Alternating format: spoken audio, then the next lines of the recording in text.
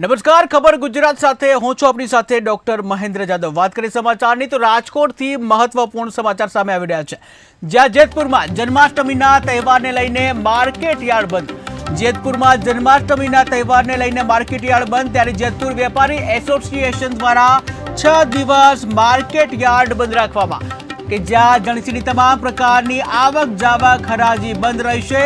ત્યારે 29 તારીખથી રાબેતા મુજબ માર્કેટ યાર્ડ ચાલુ થશે।